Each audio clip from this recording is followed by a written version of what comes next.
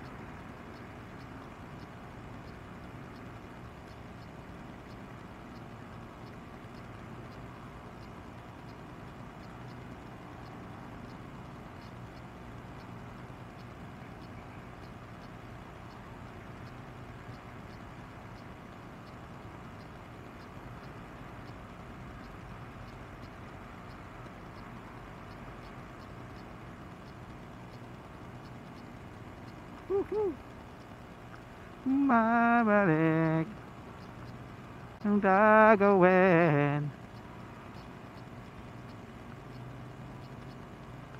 Ito naman tayo sa kabila.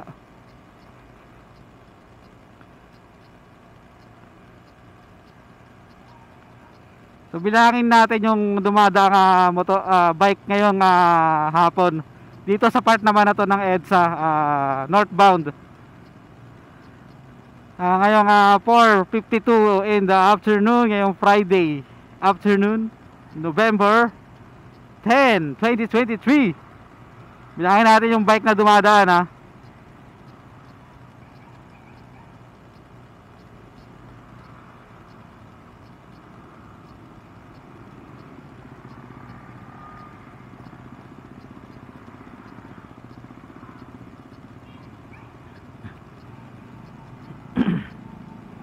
So lagi lang kasi pinapakita ko doon yung doon sa kabila .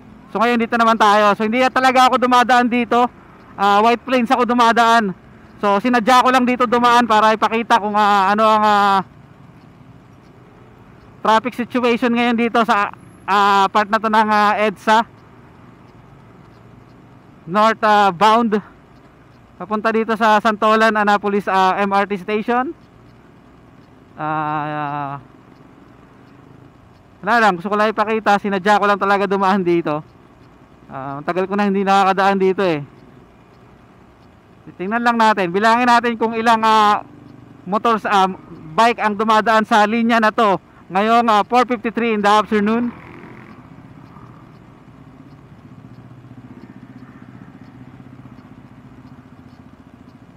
So wala pa ako nakikita. Tingnan ako ng Annapolis.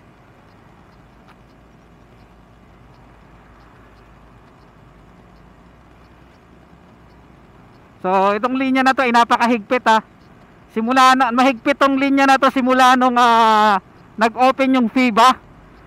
Katulad ng sa kabila, sa southbound naman, mahigpit doon. Laging may bantay sa may KFC dito.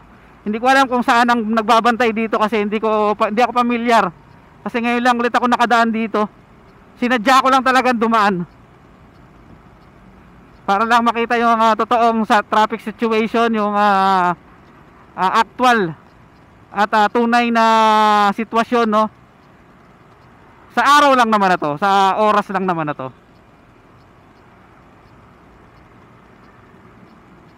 So wala na, nakasampa na ako dito. Teka, mali yata ako mali nga ako. Dapat sa baba ako eh. Tama ba? Ay hindi, tama.